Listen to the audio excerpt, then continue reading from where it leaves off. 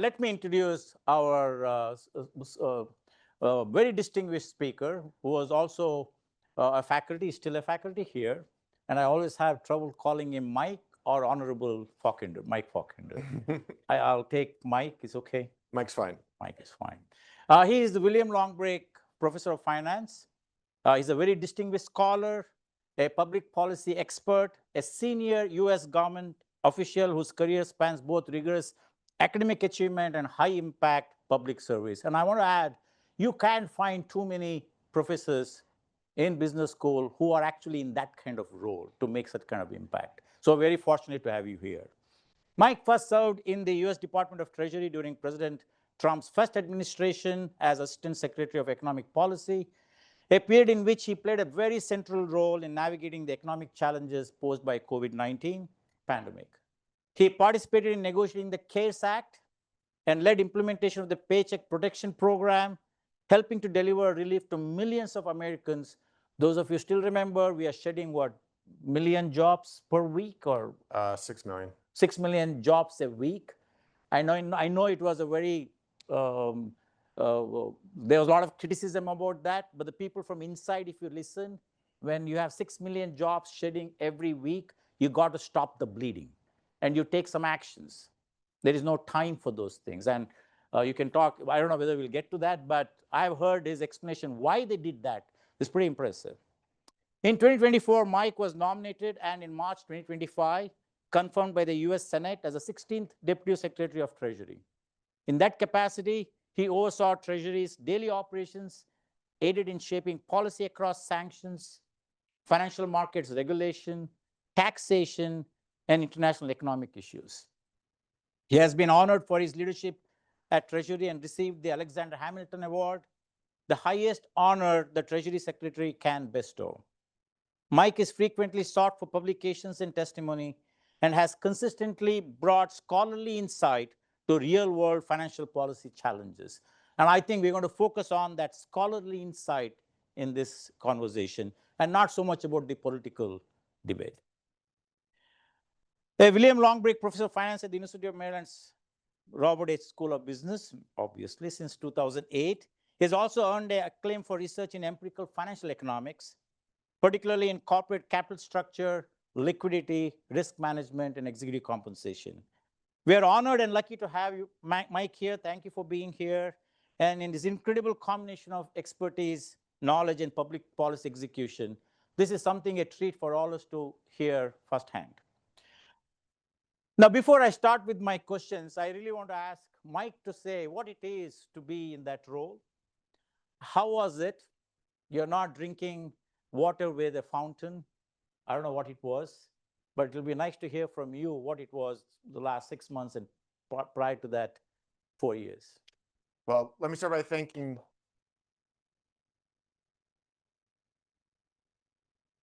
you all for being here. It's great to see so many alums that I haven't seen in a while, as well as to all of you online. Thank you, Dean Konana, for having me back so quickly. The Deputy Secretary by statute is the Chief Operating Officer of the Department of Treasury. When I entered office, there were 120,000 employees at Treasury, primarily at the Internal Revenue Service. But Treasury is the second oldest department of the federal government, responsible for revenue collection, all of the payments that the federal government makes, overseeing the regulatory engagement of the government in the financial services sector. They serve as the responsibility for critical infrastructure in financial services, implementation of sanctions to facilitate the nation's foreign policy, coordination on all economic matters internationally through the World Bank, the IMF, the G20, the G7, and as well as overseeing things like the trust fund for Social Security and Medicare. So the portfolio is vast, and having served at Treasury during the first term as the chief economist, I had an introduction to the breadth of the Treasury portfolio. And then part of what I spent my time doing in between the two terms was I was asked to write the transition plan for the next administration for Treasury.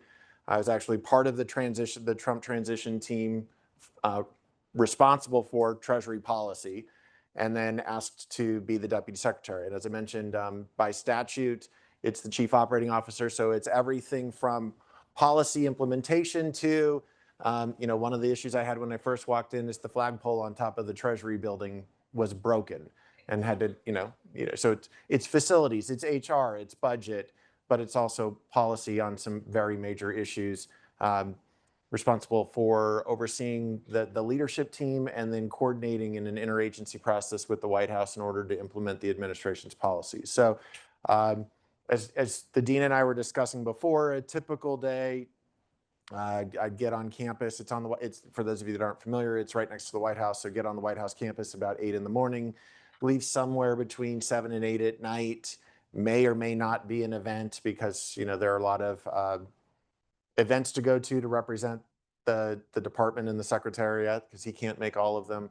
And then usually I would go home with a briefing book because I've got a dozen meetings the next day that I've got to prepare for. So it was an intensive 7 months that I was there, but it was the culmination of a couple of years worth of work prior to that in order to so quickly be able to get tax reform passed by the Congress, the Genius Act on stablecoins, change the direction on sanctions, change our approach to international financial policy setting, and then just some of the nuts and bolts about, one of the things in addition to everything the dean introduced me with, I did spend 2 months as the commissioner of the Internal Revenue Service, simultaneous to being deputy secretary. And so one of the things I was responsible for was accelerating the IT modernization. It's currently 35 years behind schedule. And so trying to get it accelerated so that by the end of the term, the IRS is finally provides financial services to the American people commensurate with what they receive in the private sector is the goal. So I would literally go from a briefing on IT modernization at the IRS to what's the latest sanctions package on Iran, to where are we hosting a G7 meeting, to what industries or what professions are we going to cover on no tax on tips. And that'd be a morning. Wow. That's pretty impressive. So we're going to get into questions, and I just want to reiterate that if we want to have more conversations, so I ask questions, Mike might respond. If there is a really pressing question follow-up, we can ask. But we keep the question very much towards the conversation. No references to the political side of it. I think we'll keep it more on the academic side of it. Why certain decisions were made and what is the rationale. And all the students who are here, I would like you to I encourage you to ask questions, tough ones, don't let the professor go away easily. I want you to do that. The first question I want to ask you is something that came as a shocker to me and many others, is on the administration rationale for tariffs. Okay. Which this country pioneered the notion of free trade and actually went after countries that were protectionist to a large extent. So I would like to ask you the question about America First policy, free trade, and what is the rationale between that? And what lessons can be drawn from past US trade policies, and what are likely consequences of relying on tariffs today? Right. So let me preface all of this by saying these are my views. These are not necessarily the administration's views. Now, obviously, I was selected to be deputy secretary because I have overlaps with them, but I'm going to express them the way that I think about them, not necessarily the way that they were ultimately implemented. For those of you that have taken international economics, understand international trade, the dominant view on free trade is this notion of comparative advantage. Yes. Which does absolutely exist. In the first term, I served on the nuclear fuel working group, and it was, how do we make sure that we have a supply chain for ensuring that our nuclear weapons have what they need in order to maintain our national security. Now, one of the issues that comes up is in the comparative advantage space is that for geological reasons that maybe happened a billion years ago, certain countries in the world have easier to obtain natural formations of uranium and plutonium than others. And so, an open question becomes, do you engage in significant expense to go to very deep locations of those necessary elements here in the United States, or do you engage in trade in order to obtain those at a much cheaper cost because, for instance, the country of Kazakhstan has natural formations of easily obtainable uranium.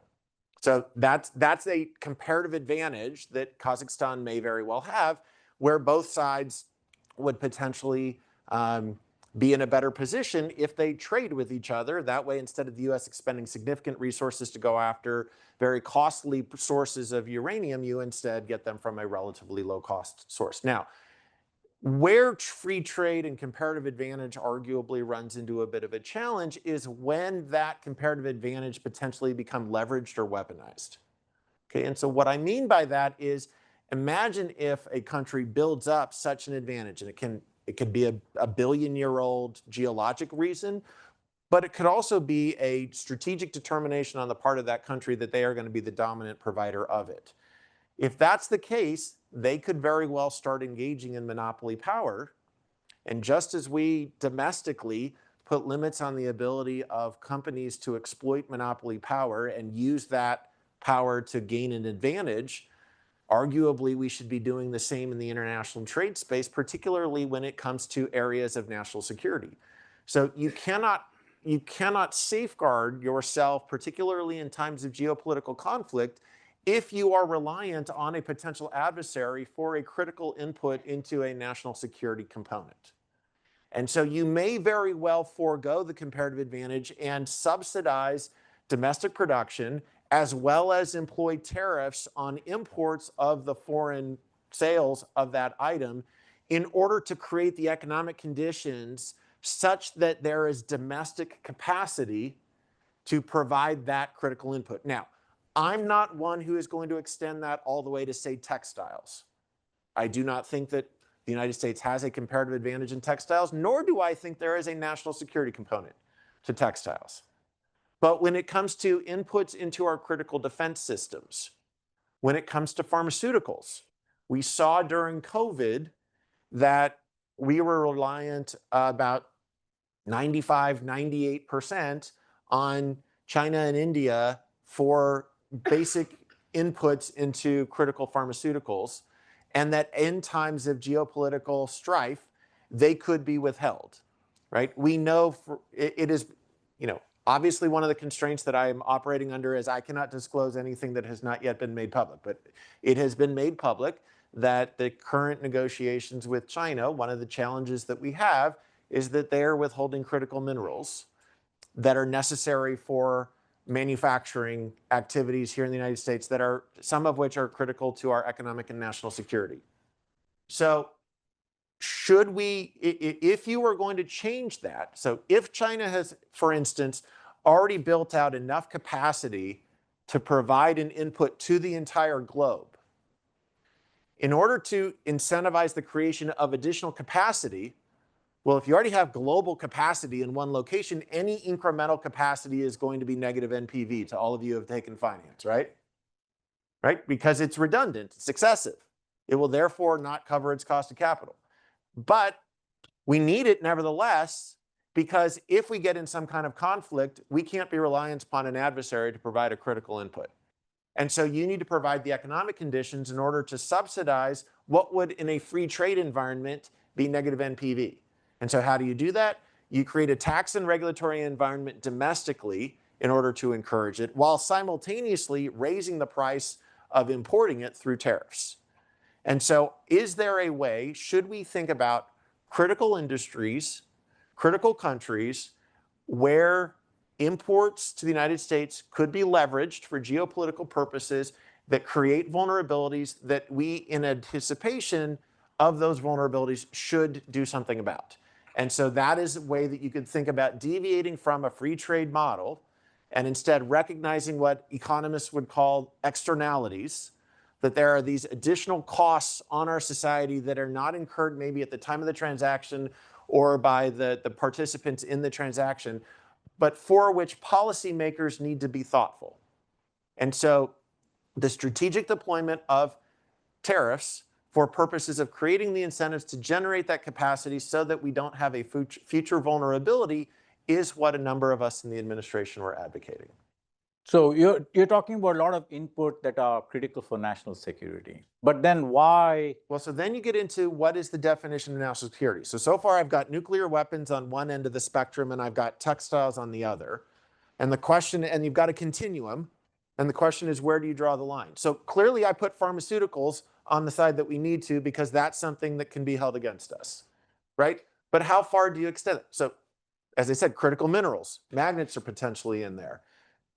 Are there other, again, maybe not things that go into our weapon systems, but things that everyday Americans are reliant upon that we would suffer significantly if there was an elongated geopolitical conflict? And so that's kind of the intellectual framework for us to think about, where do we draw that line?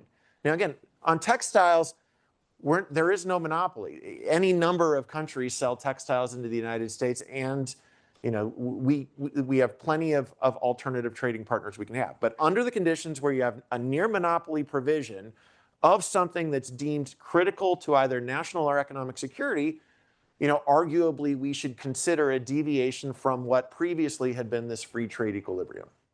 Okay. I buy that, but I still wonder what is it? There's a retaliation towards that. And we met one very critical person today.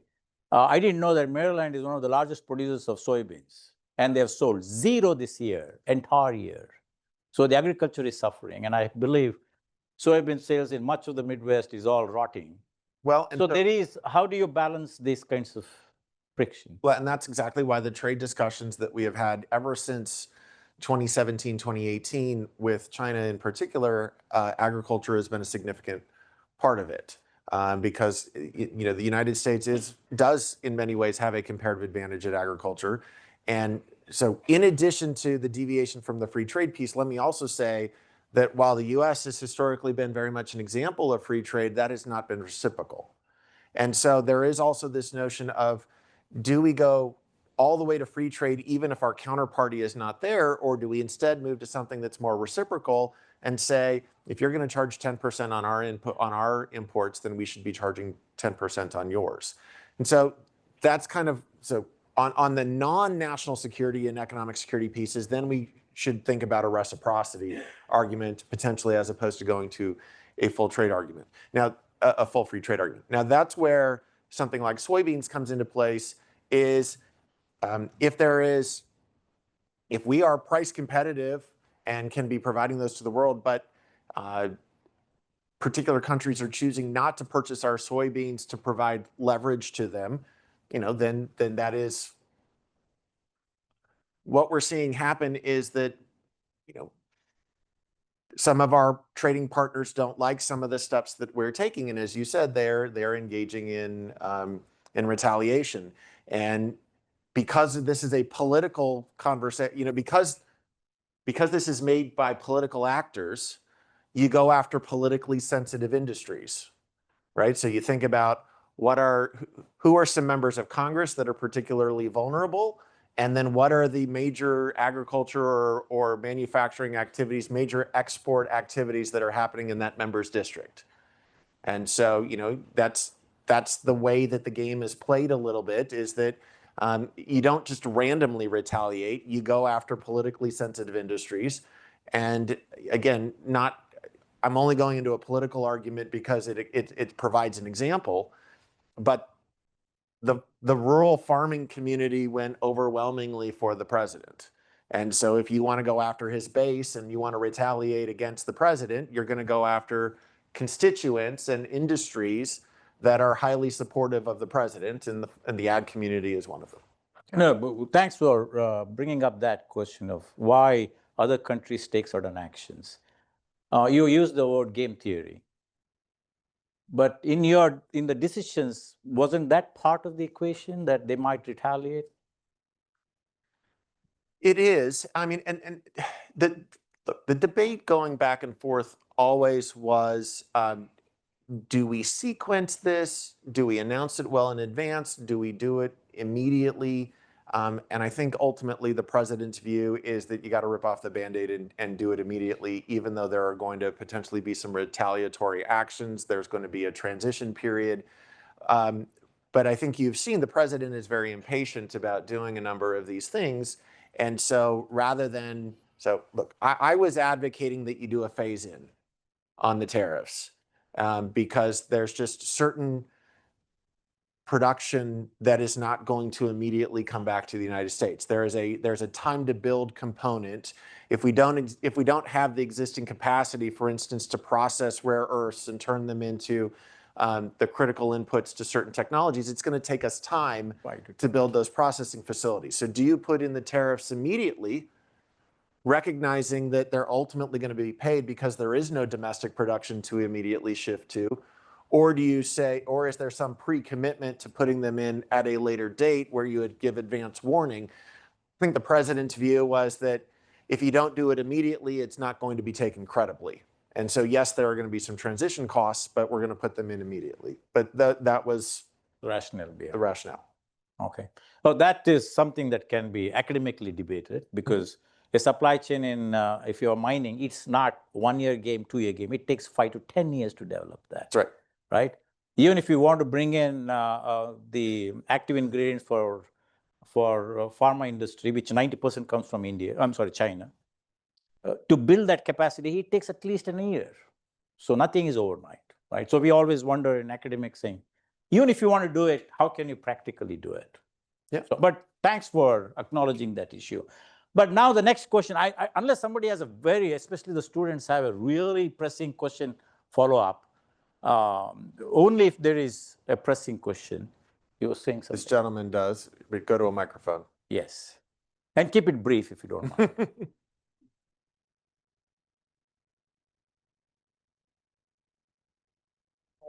My name is Shivam. I work at Freddie Mac. And, I think you had to switch it on.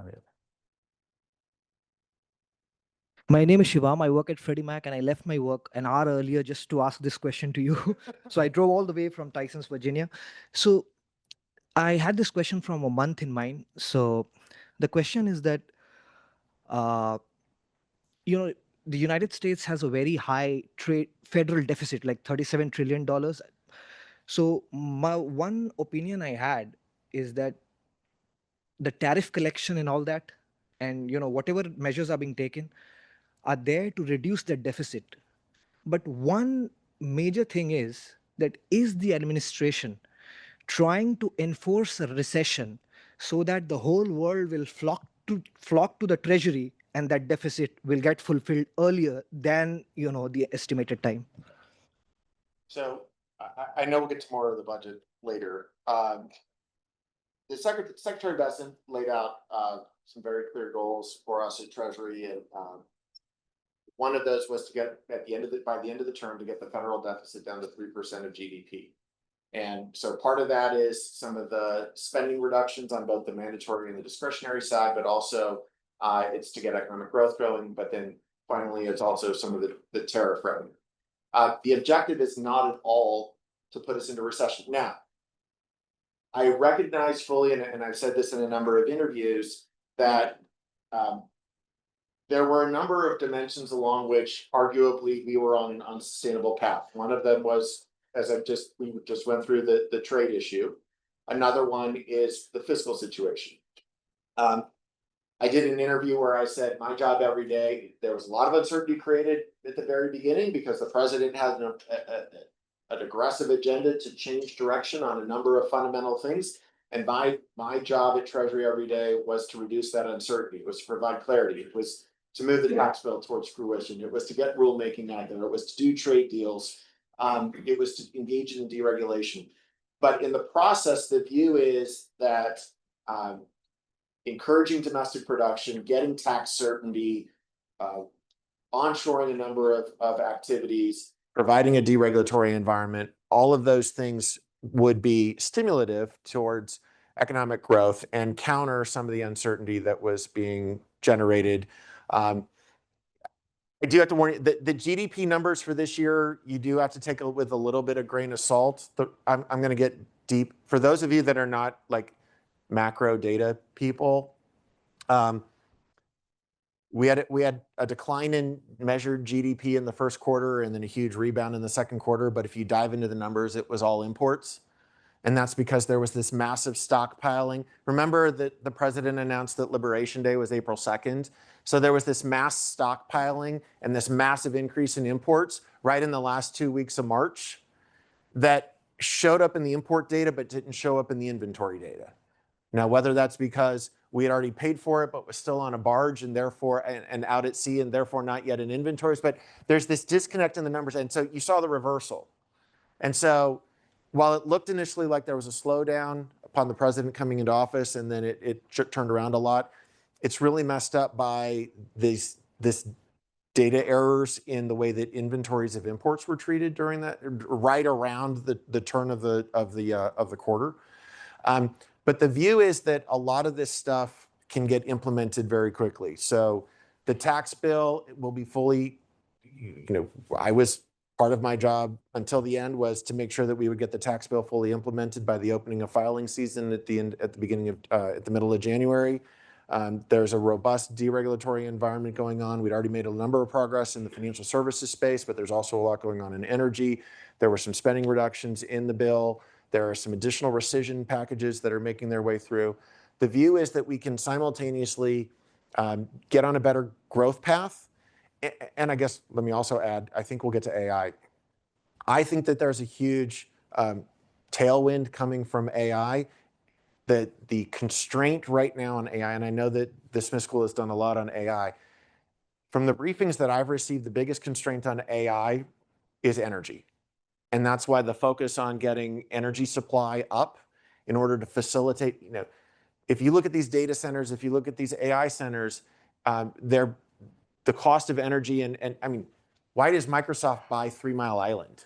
Yeah. Right? It was in order to have a uniform and sole sourced source of energy for some of its IT technology. So there are enormous productivity enhancements to be realized. So there are some tailwinds that we should be able to simultaneously reduce deficits while maintaining economic growth and not dipping into recession. And as you said, that should have the benefit of lowering our trade deficit because, as your question kind of articulated, a lot of people who don't understand international balance of payments, right? Approximately speaking, your trade deficit equals your capital account surplus.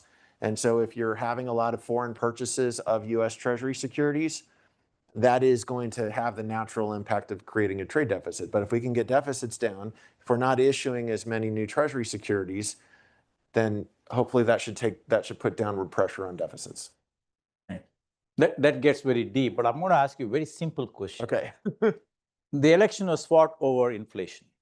Among other things, yes. That was the one that hits the day-to-day life of people. What does the tariff do to the inflation? And what was the stance in your role? How did they view this impact on the inflation? So,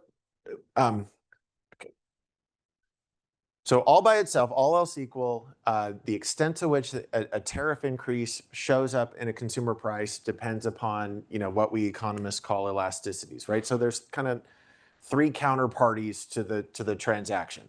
You've got the original foreign producer, you've then got the retailer here domestically, and then you have the consumer who pays for it. And so the question is, how much of that tariff gets eaten by the foreign producer? How much of it gets eaten by the domestic retailer, and then how much of it gets passed along to the consumer? The data I've seen so far is that so far, the first 2 are eating a significant portion of it. A lot of it has not yet been passed on to consumers. There's various theories that are being debated as to why that full pass-through has not taken place yet, or if it eventually will. But so far, it seems like there's been a reluctance on the part of many retailers to fully pass along the tariff increases. Now, there's another piece which again gets kind of deep into the weeds, which is imagine for a moment that a state increases its sales tax. The cost to the consumer of buying that item went up. And yet that does not show up in the CPI number because CPI is prior to sales taxes, which is a consumption tax. And yet a tariff, which is also a consumption tax, it's a tax on foreign provided consumption goods, shows up is not backed out. And so there's also a measurement question that we really should be thinking about, which is to what extent should the Federal Reserve look through the one-time effect of a tariff increase on consumers? Because it should not be persistent. It should be a one-time price level impact as opposed to a persistent pressure on prices. So should the Fed look through it? Should the measurement of inflation back it out?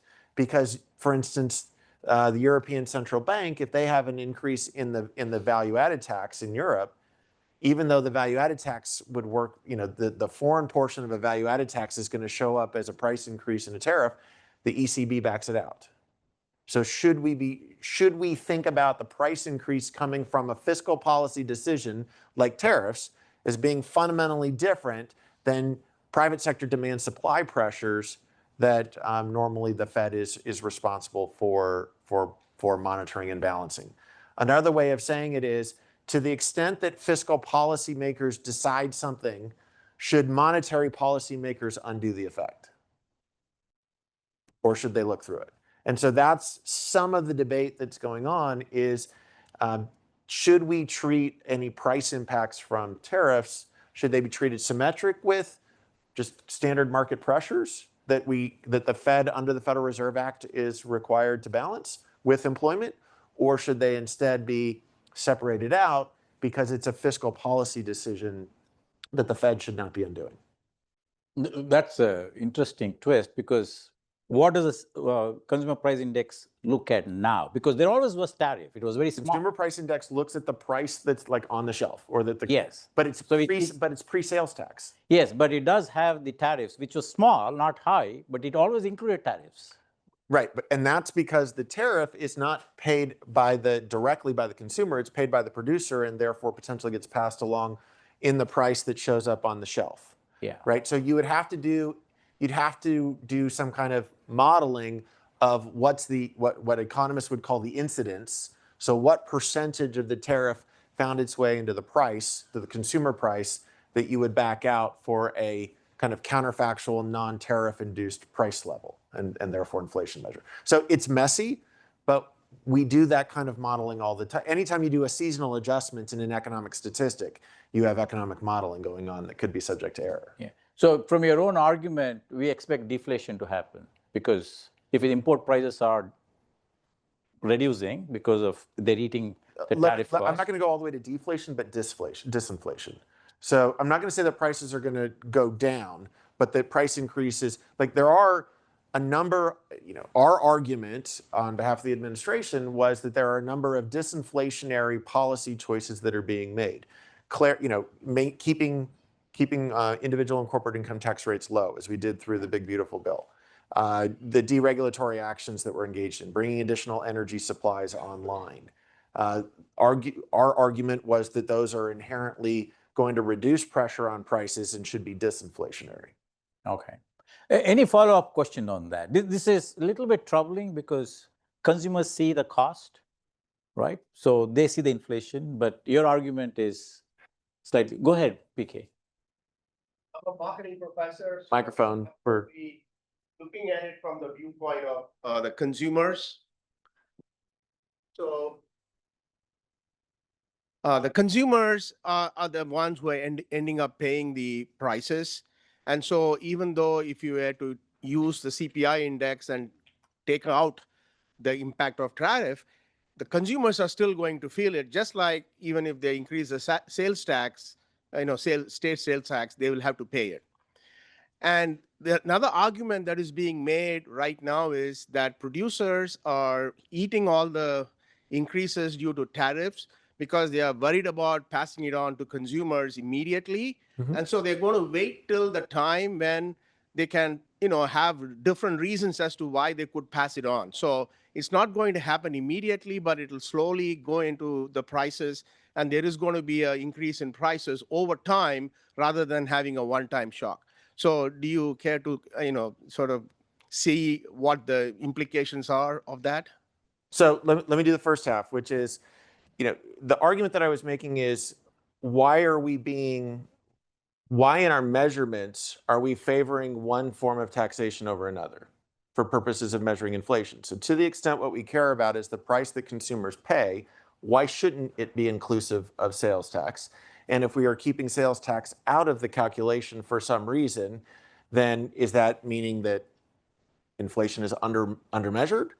Or is that providing a differential treatment on one form of taxation versus another? And I don't think data should do that, right? So I was just simply making a symmetry argument. Now, to the extent that what producers are doing right now is waiting for clarity, right? Because there are ongoing trade negotiations, and we know, you know this better than I do in marketing, that there's this notion of price stickiness, right? That once you raise the price, it's hard to bring it back down. And so waiting for what the final tariff rates are going to be may be why we have not yet seen it show up in the CPI, and instead it's just showing the producers are paying for it because they are hesitant to pass it along if a final trade deal is actually going to bring down the tariff rate. That could very well be happening, and that's why we want to be careful about being overly reliant on a short-term data series to understand the fundamental inflationary pressures that are out there. You can choose not to answer this question, Mike. So Amazon was okay to separate the actual price and tariff cost? I mean, they separate What's out. They separate out the sales tax. Yes, but the tariff when they did, Separate they out got the slapped. shipping cost. I mean, they can. They're a private company that they are free to dissect the various inputs into the pricing decision that they offer as they wish. Yeah, but it's okay. My question was, they got slapped around for doing One of the things I learned when I got into the policy game was I answer the question I want to answer, not the one that was asked. That was a good one. Okay. No, I wanted to ask this question, but you referred to it. There are a lot of memes on Reels, what they call Instagram and TikTok. Mm-hmm. When they try to have iPhone being made by Americans. I don't know how many of you have seen. How many of you have seen that? Most of you have seen, right? Levi jeans, and people are stitching the jeans. Why the such? Is it because of the tariff asymmetry that existed as a thing, or was it done really because of economic reason that you're going to bring the jobs back? Because they did put enormous pressure on Apple to bring back manufacturing here. Yeah. So again, I'm gonna greatly differentiate between, say, blue jeans from technologies, right? So to the extent that there are lots of locations around the world that we can input textiles from, I don't see reason to build out that capacity here. For any of you that have ever read the history of Berkshire Hathaway, right, the Warren Buffett company, you may know that it started as a textile company, and Buffett realized decades ago that there was no future to American production of textiles because it is a high input, high labor input, low skill, which is not our labor force, right? So we don't have a comparative advantage doing it, and there are plenty of other countries, and it arguably fails the national security, economic security argument that I made earlier. So it's hard to argue that there's this massive externality such that we should, have government policy manipulate prices, or that we should subsidize those activities. Now, when you start getting into anything that has a dual use technology, or the facilities, think about why we were able to adapt to World War II and so quickly increase our capacity to produce machines of war. And it's because you could very quickly retool an automobile manufacturing facility. So to the extent that we need production facilities domestically that in times of national conflict can be retooled, I'm not an expert on iPhone manufacturing, but that's from an academic perspective, that's the way that I would think about it is, we need just a certain base amount of manufacturing capacity that can be redeployed in times of national emergency so that we can generate domestically the tools and machines that we need to defend ourselves. To the extent that that can be done, and there's dual use technology that you can one moment make an iPhone and the next make some kind of national security tool, that's the framework one could imagine employing to justify why you would tariff or subsidize or insist upon domestic production of something like iPhones. No, that's a great, I mean, I don't know how many of you know that airline industry or anybody can be, any time be used for national security. That's right. They can seize all the planes if they want to at the time of war, right? But Yeah, it's why? defense production. Yeah, but why? I mean, we can choose not to answer this question. Why would you insist on that, of trying to bring back these jobs, which was public, by the way, we all heard it. Why is that opposition? There's Or just a negotiating tactic? What was it?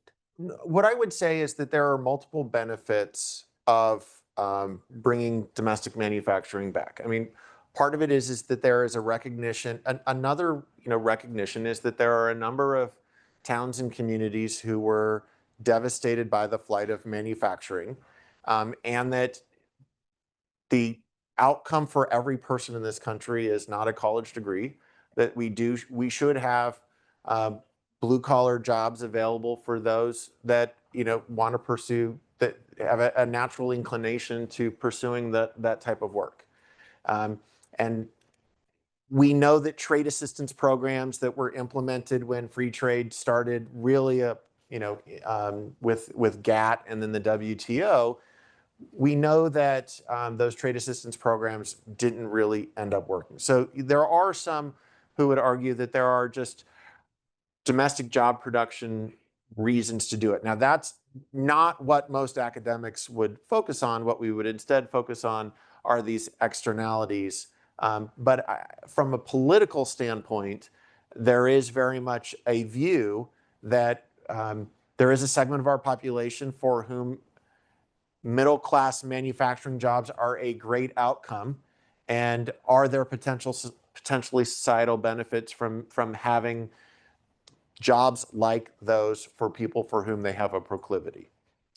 It's not an argument I make, but there is an argument out there about the responsibility of government when it comes to the economy is making sure that the economy works for Americans, not that Americans work for the economy. Good point. Anybody wants to have a follow-up question on this? Rashri does. Or Rashri, go ahead. I'll come to you. Go ahead, Rashri. You can use that, I guess. You can expect a tough question now. Oh, I know. Rashri and I joined around the same time 17 years ago. Okay. Yes. At what point does the national security boogeyman be used as an excuse for protecting nationalism aspects, which are actually lose-lose at the end? No, that's exactly the problem, is that even though I articulated it with a very extreme case, critical inputs into nuclear weapons, that we cannot be reliant upon our adversaries. The problem is that once you open up that argument, then everybody wants to proclaim themselves to be national security in order to get this differential treatment. And so where are the honest brokers? What is the mechanism that we have as a society in order to draw kind of an unbiased line, or a rationalized line on what is and is not national security? Because yes, there is a natural incentive that once you create a distinction between one activity and another that's otherwise substitutable to each other, everybody is going to want to relabel themselves to the thing that has an advantage. And so we have to live in a reality where we recognize that those differences exist, but we also have to recognize that people are going to game those distinctions once you create them in law and create different incentives for them. And so, look, we just went through the exercise of creating no tax on tips, and now everybody says I pay people through tips. Yes. Right? I mean, there's one of the concepts you learn about in finance is the notion of arbitrage, right? And so if I have two identical activities, one of them gets one treatment, the other gets the other treatment, then what you're going to do is you're going to relabel in order to take advantage of that differential treatment, or that take advantage of that arbitrage. What we try to do through rulemaking and through legal enforcement, through lawmaking, policymaking, is to draw those bright lines and then come up with legal tests so that you mitigate the ability of people to do it. But you got to start with, where do you draw the line on the first place? What is and is not national security when you start providing these differential benefits? Are you satisfied, Rush? No. I was just checking. I'm just going to, again, what I'm trying to do is give you guys a framework. Yeah. It's not, I have never thought it is my role in front of a classroom to impose upon you where I think the line should be drawn. Instead, the fact that a line must be drawn and how you might think about where you would draw the line. Yeah, it is a fair point. That's a fair point. We agree. Go ahead. And now I have one more question and I'll open it for others. Hey, thank you so much for the discussion. It's really refreshing to hear about different economic perspectives from across the political aisle. My question was building upon these kind of like fiscal policy discussions we're having with tariffs, debt reduction. I think we'll maybe talk about in a little bit. So going a little bit more to the quantitative side of things, with like market pricing of these fiscal policies, right? So either pricing the risks that might be associated with tariffs, pricing policy changes, all these things. I know Secretary Besson has mentioned he looks at the 10-year yield every day he wakes up, and that's a big part of what the Treasury is doing. But the market perspective, there's been a lot of increased volatility. You know, like the VIX is like at record highs. You're seeing record highs of long yield bonds prices. And then because of this market uncertainty of, well, the Treasury is looking to, or the administration is looking to reduce debt, right? There's tariffs, there's a lot of contractionary pressures, but then there's also calls from even the president for 100 to 300 basis point rate cuts from the Federal Reserve, right? Which is expansionary. You know, there's a lot of uncertainty and the market doesn't know how to price this. How would you say the market approach this topic? How do you think, like investors in like the stock market, are these going to be like fundamental changes in these pricings of the underlying securities? Are these temporary?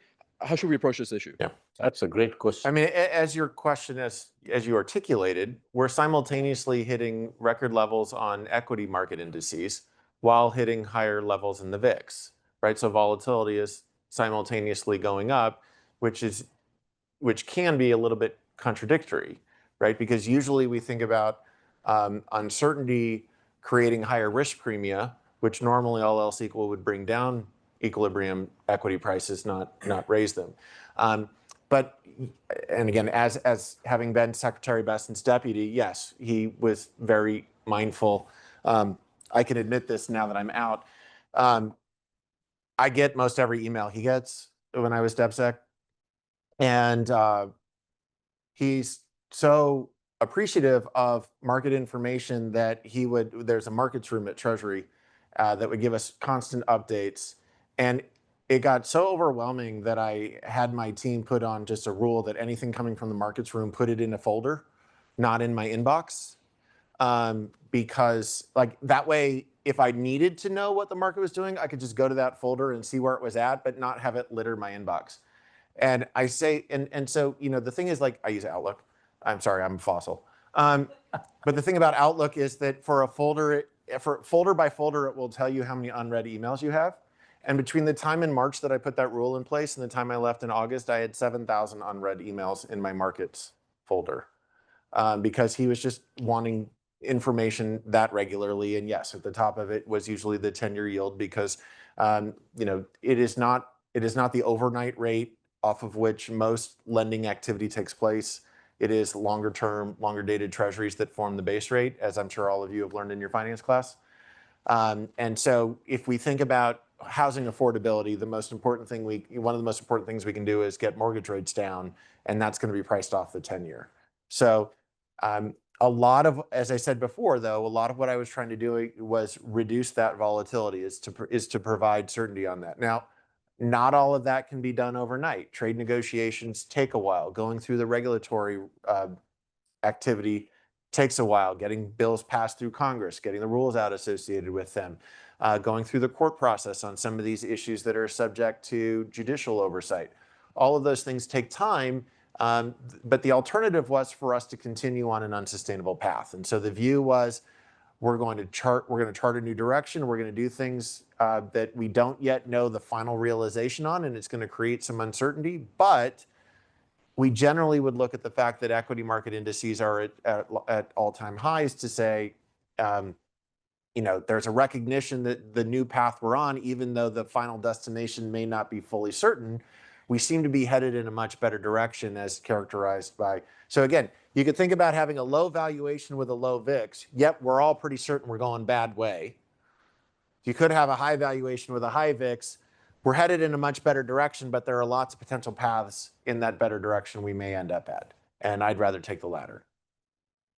Thank you. I'm going to one question I think we had to ask, if you don't mind. We'll come back. Give me a few minutes. The one that is there in everybody's mind. The administration often criticizes the Federal Reserve for keeping interest rate too high or for reacting too slowly. How does this tension highlight the balance between political influence and central bank independence? What's your take on that? Should there be independence or be driven by political decisions? Okay, so just quick background for those of you that are not familiar with the Federal Reserve. Under the statute, under the Federal Reserve Act, there's what's known as the dual mandate, so price stability with full employment. I would add two other elements to the responsibility of the Fed. Number three is called seniorage. So because the Federal Reserve is a monopoly provider of currency in this country, if it costs you $1 to make a $100 bill, but then you issue the $100 bill, you kind of make $99 in the process. That's called seniorage. Okay. And so they do that partially by being the monopoly provider of paper currency, but they also do it through their open market activities that they can lend money at a higher interest rate than they pay on it, right? So that's the third way that that's the third thing the Federal Reserve does, and is that they pay a dividend to the Treasury for operations of monetary policy that generally make money. And then the fourth thing is under Dodd-Frank, they were given responsibility for supervision of primarily bank holding companies. So they, in addition to the Office of the Comptroller of the Currency and the FDIC, the Fed now plays a significant role in that. Okay. The last two things that I mentioned arguably are more fiscal policy and regulatory policy in nature as opposed to monetary policy. So part of the problem that I would argue we have with the Fed is that as its mandate has increased, so I think it was a bad idea under Dodd-Frank to extend the Fed into bank supervision. Because while there's an argument to be made about monetary policy independence, I do not think that the Federal Reserve that bank supervision should be independent of political oversight. Right? So to the extent that how you oversee banks for their lending activities, for their capital requirements, for how they monitor illicit finance, arguably that should have some political oversight that's different from the independence you want from a monetary policy standpoint. And so part of the problem is that because their mandate has been expanded into things that are inherently more political, it has in the process perhaps jeopardized some of their independence. And in fact, that's what Secretary Bessent gave remarks about recently, is that perhaps the best thing for the Fed to have happen to it is actually if we move bank supervision of bank holding companies back to either the OCC or the FDIC and take it away from the Fed. The other reason I say that is because imagine for a moment you were in the position the Fed was in 2022, 2023. You, during the pandemic, gave forward guidance that said interest rates were going to stay low for a very long time. You therefore induced banks to buy long-dated securities. But then inflation hits, and as a result, you've got to raise interest rates in order to curtail that inflation. Except that because the banks have short-term deposits and long-term Treasury securities, long-term loans with low interest rates, they're now making negative interest coverage, right? The amount of money that they're having to pay on deposits is higher than the amount of money that they are earning on the loans and securities that they have, and as a result, they're losing money. If you, the Federal Reserve, have responsibility both for banks, the supervision and oversight of the banking system, while managing inflation, well, if you tighten interest rates, if you raise interest rates, you can bring down inflation, but at the same time, you may create a banking crisis. You're responsible for both. That creates a problem. And so do we want to keep adding mandates and have the Fed try to thread the needle on more than two things simultaneously when already trying to find the sweet spot on employment versus inflation was challenging enough? Okay, so that's part of my answer to it.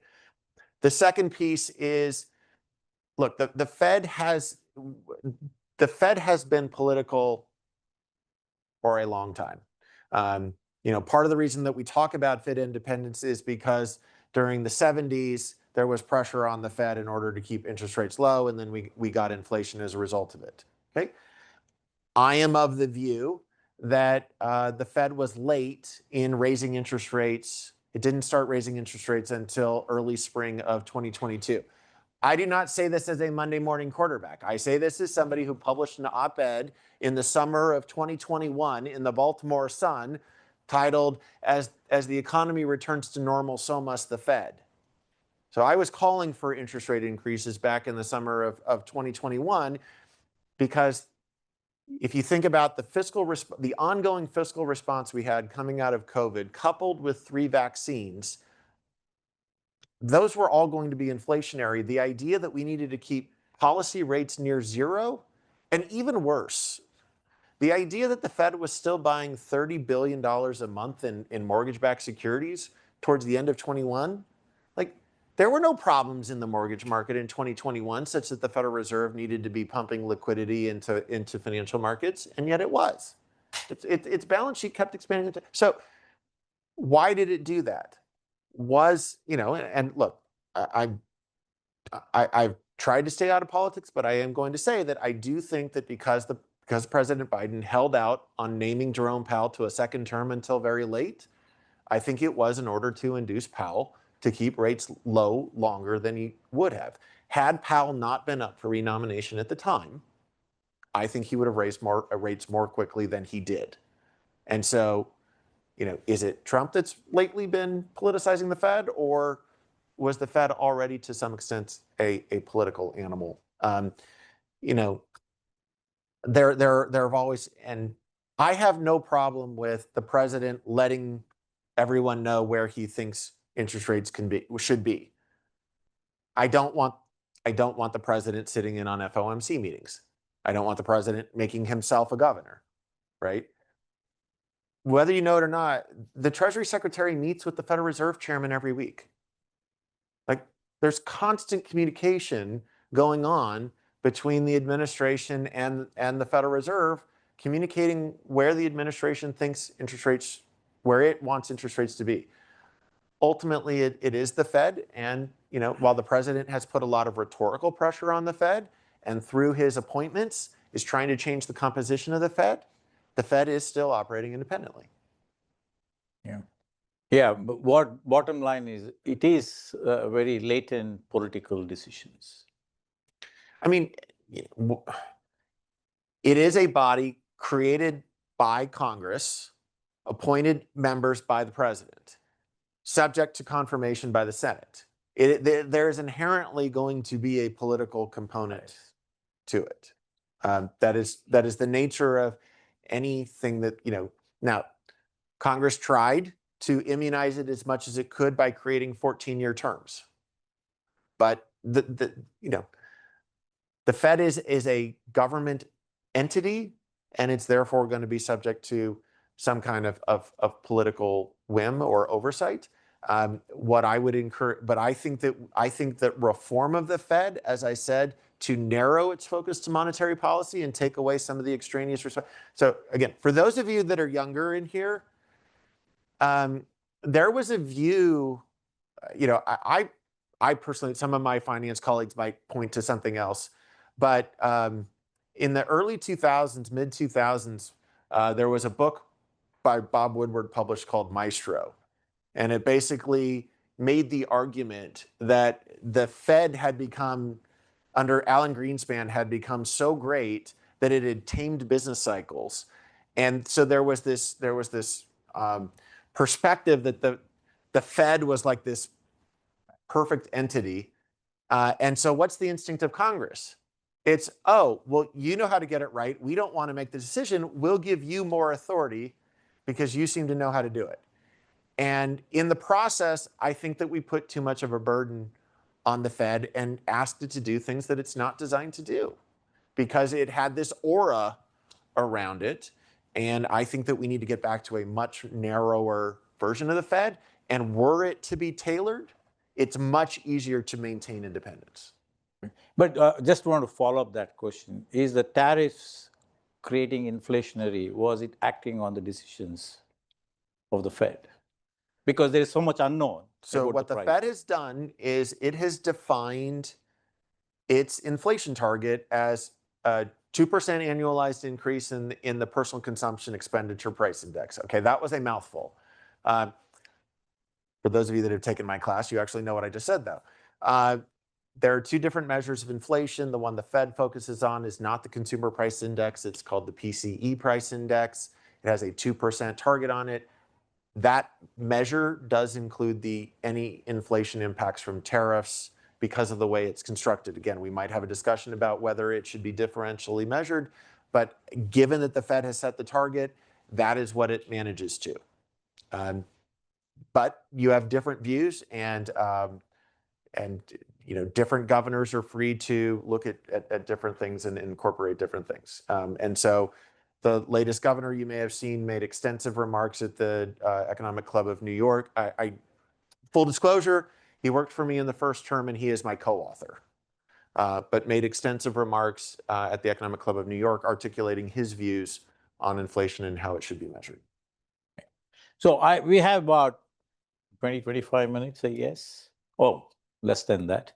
I would like to have, there are a lot of questions that were submitted, and I'm going to pick one that are simple and quick to ask. Sharon, is he here? Sharon Kumar? Just ask the question. Okay, let me ask the question.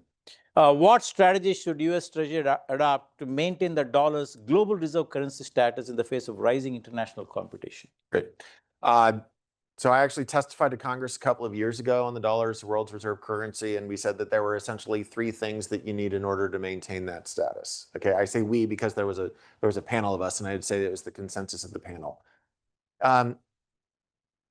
In order to answer that question, you first have to start with what are the basic functions of money, right? It's a means of exchange and a store of value. And so if you're going to maintain itself as a store of value, you need to maintain strong fiscal policies that don't erode its value and that don't necessitate the printing of money in order to meet the country's obligations. So sound financial stewardship is condition number one to maintaining the dollar as the world's reserve currency. We have not been a great example of that. Fortunately, the competition out there hasn't been either. Okay, so, but arguably we could improve our standing by being better financial stewards and getting our fiscal house in order. Number two, in order to facilitate that means of exchange, you need to have liquid markets. So you want to maintain technology and regulation in order to ensure that we have the most liquid, the most transparent capital markets in the world. We do, but what that means is that as new methods of payment come online, as there are improvements in technology, that we ensure that we facilitate ease of transaction, lowering transactions costs in order to facilitate it. Right? You know, one of the reasons that China will always struggle if it ever wanted to be the world's reserve currency is that it has capital controls in place. It's very difficult to get money out of China. You cannot be the world's reserve currency if people can't freely flow in and out of your securities. Okay.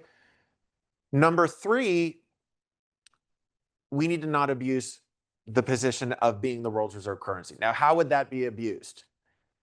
Unilateral sanctions. Okay, so one of the things that we do at Treasury is we are the ones that will then go to financial institutions and say, you cannot do business with this company, with this individual, with this country any longer because they have engaged in certain activities that we find detrimental to our national security objectives. If you do that on your own, well, then you're going to potentially create a situation where other countries are not going to want to enable you to hold their transactions hostage because you are the world's reserve currency. They are potentially going to create other payment mechanisms that bypass your trading system. And if there are other payment systems in international trade that are not dollar denominated, that do not go through dollar-based or US-based financial institutions, then your sanctions regime is less viable. But also it means that those reserve banks are going to hold securities in currencies other than dollars. And that's, you know, what does it mean to be the world's reserve currency? It means that all the reserve banks around the world hold significant fraction of their financial securities in assets that are denominated in dollars. Why do they do that? Because they need to facilitate trade by the companies and individuals that live in their countries. And so they have to have stockpiles of dollars in order to facilitate dollar-denominated trade.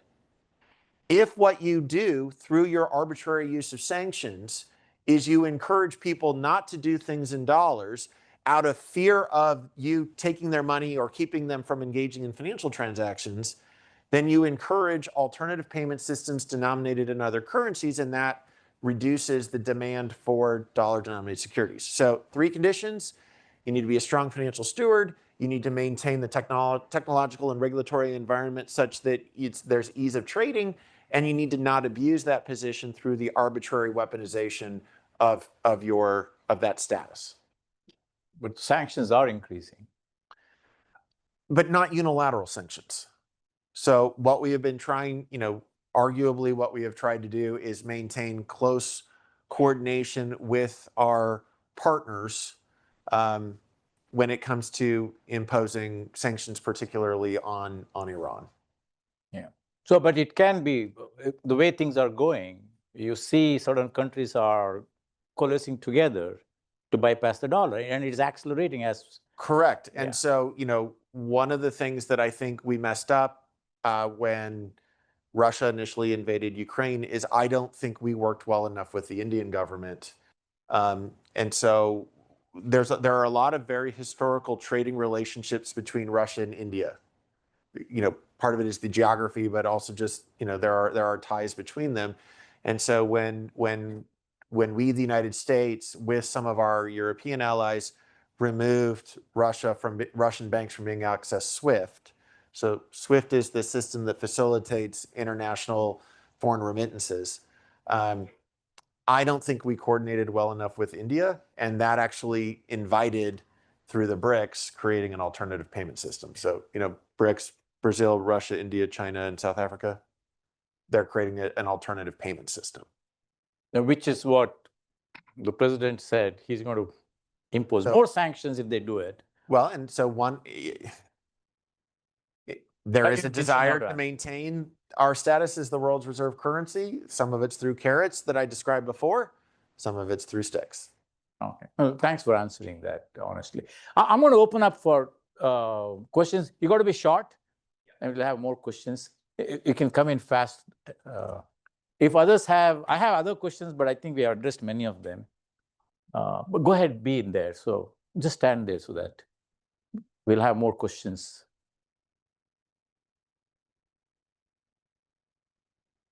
Welcome back, Professor. My name is David, and today we were talking about sanction and competitive advantages. I just wonder, do we have any subsidy? How do you know, the policy you will succeed in long run? For example, how do you know the company will not wait off and hope for a policy reverse? How do you know they will actually bring back manufacturing and you would succeed your agenda? Yep. So part of the problem we have is, in order for you, as again, all of you have taken finance classes, that building out production capacity, that is a long-lived asset. And so it's not sufficient to have tariffs currently being high enough to induce commerce to take place or production to take place here in the United States. But in order to justify that long-lived facility,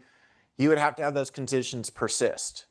And so part of the challenge that we have is convincing manufacturers that the tariffs are not just going to be in place for this year, but they're going to be in place for the long run, such that it merits building out a facility who, may not see a payback for 5 to 10 years. Right? Because if the tariff policy is all reversed 3 years from now, but it takes 7 years for the investment to pay back, they'd rather pay the tariff than domesticate the activity.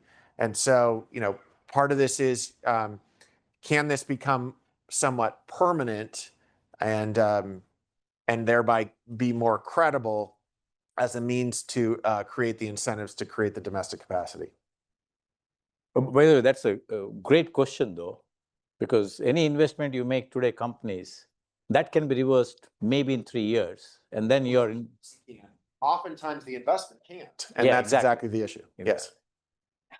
Hi, I'm Matt Rosa. I'm a freshman here at the Smith School of Business, and my question pertains also to tariffs and manufacturing.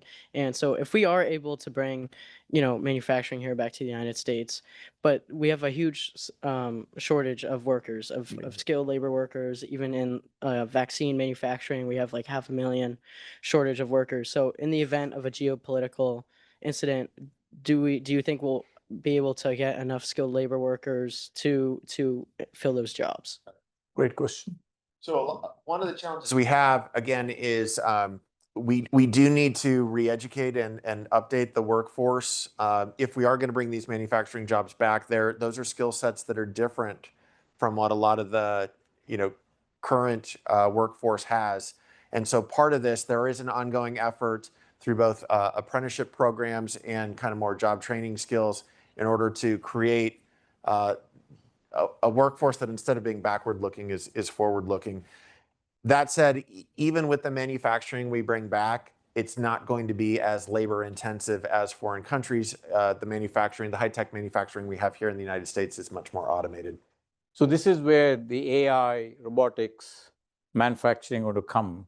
I think it's going to hasten this use of robotics and AI. Yep.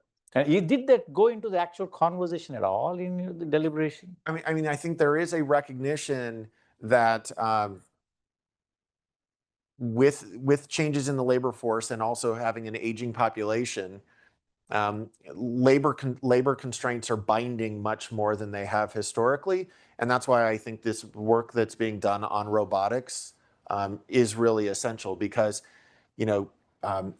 in the first term, I chaired the task force on long-term care insurance, and the percentage of the population that's going to require assistance for what are known as ADLs, activities of daily living, is going to increase. And we don't have the labor force for it. And so, what can be done through robotics in order to help people just with basic daily activity so that they can remain independent much longer before going into nursing homes and things like that? Good to see you, Mike. Good to see you. So you touched on energy, national security, being America first. I'll just touch on immediately with the national security. We see China and Russia as our major adversaries. With us going domestic first, we see our adversary, primarily China, with the Belt and Road Initiative, going to these countries, getting the fine minerals and continuing to exceed in the AI race or any race for development in their technology. Why internally are we not investing into SMRs, the creation of more energy with the small nuclear reactors, and shutting down cleaner energy on the offshore windmill for Maryland, for example? We already see China and Russia both have active SMRs. Are we hoping for domestic investment? Yep. Or are we also going to have Treasury or internal investments? Yeah, so SMRs, for those of you in the audience, small modular reactors. So there are efforts underway at the Department of Energy and the Nuclear Regulatory Commission. So one of the issues that we have is that the regulations are decades old. And so they're very much built around that each nuclear facility is a massive energy facility. And so it's individually permitted. If you move to SMRs, what you're going to do is you're going to mass produce them in a manufacturing facility, and then they're going to be modular, and you're going to take them wherever you need them, which means we need to change the regs so that we're not doing on-site construction and permitting of them, but that instead the regs are built around mass production of them in a factory, and they become much more commoditized. So that is some of the work that we need to do from a regulatory standpoint, is to change the regs to stop thinking about each of them being unique facilities that have to be individually permitted, and instead move towards the modularization and mass production of them. So that's part of the constraint. But I am fully agreed. Like, I don't know why we abandoned nuclear a long time ago. Let me just say, I met with the Japanese on a regular basis. As you know, Japan was the location for Fukushima. They have recommitted themselves to getting back to 30% of their electricity coming from nuclear by the end of the decade. If the home of Fukushima can adopt nuclear. Why can't we? Like, it's safe, it's reliable.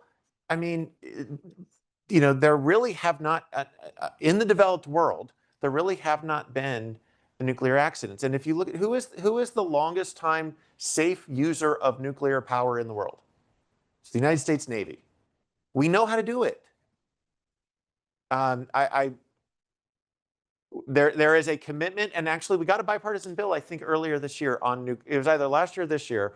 So there does seem to be a recognition that nuclear has to be part of the mix. So those who make those SMRs and others, that stock, I don't want to say which stock it is, look at how it has grown. It has grown like crazy in the last 2 Which is a recognition of the demand for it, and that we're finally taking steps to realize it. Hi, my name is Asher Jackson. I'm an undergrad student here at UMD. So back in August, basically the government took a private stake in Intel, like a 10% stake. My question is, one, what does this mean for the future for government intervention and investing? And two, what does this mean for the future of capitalism? Wow, great question. Honestly, this is one of the areas where I disagreed with the decision that was made. I think my students know, my former students know that I'm like one of the biggest capitalists they've ever met. I fundamentally, philosophically, religiously believe in the incentives of private ownership and private allocation of capital, private risk-taking, private control. I think that the only way you serve a population as diverse as the United States is for there to be the profit incentive to meet the needs of local communities and local geographies. And that will always be done better than a one-size-fits-all type of approach by central planning. I would also, sorry, did I just give the mission statement of the Snyder Center? Pretty much. That's why she disagreed to be that you are the greatest capitalist. I would also say that, like, we do give out grants, and I understand, like, the government does give out grants, and I to some extent understand the argument, well, we gave you some capital, shouldn't we get a return on it? My answer is we do. It's called the income tax. I mean, if you actually think about it, the government is already a claimant to every corporation through the corporate income tax. And so to the extent that Intel succeeds, it'll all receive benefits. And so I think there was a great piece just recently in the Wall Street Journal talking about some of the concerns that you would have if you start taking patent rights away from or requiring anybody that receives a government grant to forego some of their patent rights to the government. Again, the government provides grants in the first place because the private sector is really good at taking understood technologies when there's understood markets and deploying the capital for that purpose. But when it comes to basic research for which a cash flow stream is not terribly evident, and yet that basic research nevertheless needs to take place, there is a role for government grants to do that. And universities historically here in the United States have done a very good job at that. And so I'm a little hesitant to disrupt that. This is not a direction I would go. So yeah, it was one of the places I disagreed with where the administration went. No, thanks for being honest about that. We are running out of time. So yeah, I'll stop filibustering. Oh, no. My question is kind of sweet. I have a bit of a follow-up, but my main question is, let's say there's two countries, and they're hypothetical countries, and they are in some kind of trade war because they're imposing tariffs on each other. I was wondering what sort of negotiations they undergo to try to get out of that trade war, and specifically, since you work in the U.S., how does the U.S.'s negotiations just compare to like other countries? Right. Yeah. So I think you saw primarily trade negotiations are handled by the U.S. Trade Representative. Some activity also by the Commerce Department. historically, Treasury has not played a significant role in trade negotiations outside of financial services. When it has come to China, both in the first term, Secretary Mnuchin led the China trade delegation, and then in this term, Secretary Bessent has, and as his deputy, I saw that firsthand. Essentially, the whole idea is that there are comparative advantages. There are win-win opportunities with trade, right? For anybody that's taken Rajshree's intro class, you play the candy game and you realize gains from trade. They do exist, but again, the complication is overlaying them with some of the national security issues, and China in particular has been a challenge, partially because of the enforcement.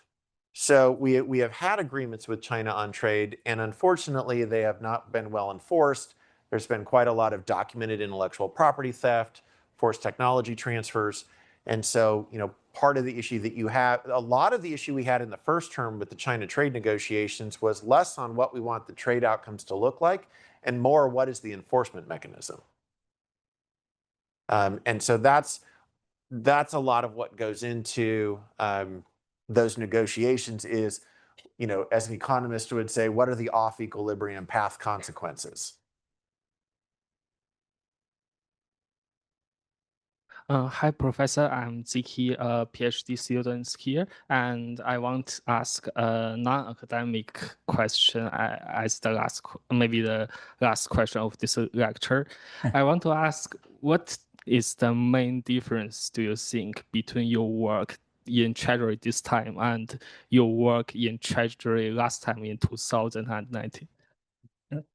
So, when I was at Treasury the first time, my job description read, advise the Secretary on all matters international and that impact the economy, right? So to the extent that that was already not a broad enough portfolio, my job description this time was to be the Chief Operating Officer to see formulation and implementation of all Treasury policy. So again, everything, so when I was at Treasury the first time, I had 30 employees. I had 120,000 this time, right?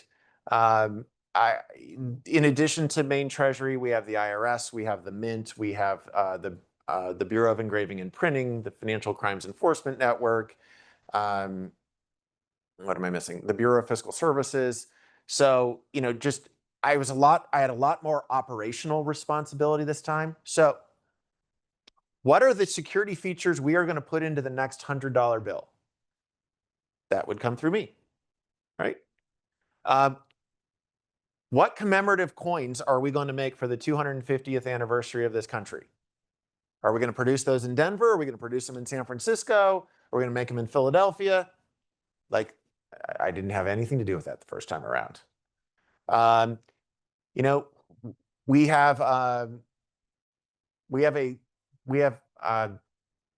We have riots going on in Los Angeles and had to close down the IRS service center there. Where are we going to move that activity? Just like all the crap that deans have to put up with, the professors don't, right? Thank you. So there was all that, and then again, it was just in the first administration, I had very little role in sanctions. This time, like all sanctions packages came through me. One of the things that Treasury is responsible for is what's called CFIUS, the Committee on Foreign Investment in the United States. So to the extent that a foreign company is acquiring a US company that's in the national security space, they needed to go through a classified assessment to make sure that there wasn't national security risk. Treasury chairs that committee, and the authorities of both the secretary and the deputy secretary are the same. So basically that almost always is delegated to the deputy secretary. So I oversaw CFIUS, which I had nothing to do with the first time. So before I could dive into issues, this time it really was, I can spend an hour on something because I've then got to move on to the next thing and very much rely on the team that I built. Thank you. Now, that was the last one. Thank you for that question. Before I thank you, I want to thank the three people who made this event possible. Khatijia, I don't know where they are. Gol, Khatijia, and Laura. Thank you for doing this. I realized I always tend to recognize them last. I thought I'll recognize them first. Then I forgot again. But thank you, Mike, for sharing your wonderful comments. Not everything that you said, I'm sure many of us are not agreeing with that. But we heard your perspective. And I'm thank you for being honest with some answers that you didn't agree with that. Because if you try to defend, then we'll have more questions.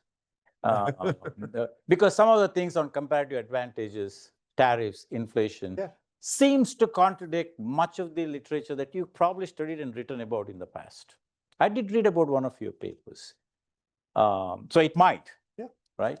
So this is a debate where we might disagree, but we're going to have civil discourse on that. And the reason in which you come from, the way you articulate, we may agree, may not agree, but at least we heard the other side, why some tough choices have been made. These things can implode the world economy. If you make a wrong step, it can implode. So the kind of role that you're in, you're making these really big decisions. And the responsibility is just not for yourself, but actually the world. When US, I don't know, sneezes, the world catches cold. Yeah, so, which is true, very true. But I still have lots of questions. We have a lot of time to answer. I think we should have more focused questions, a debate on tariffs and inflation and. Well, as you said, this is the first of the speaker series. So we'll think about some of the topics that emerge from this and bring in some other people that can continue these conversations. We want to have more of this conversation. We want you to really push back on some of the answers. It's perfectly fine. It's okay. That's the way we learn. That's the way you accept what others are saying, not to shut down or anything. So thank you. Thank you for these wonderful answers and your frank answers. Thank you.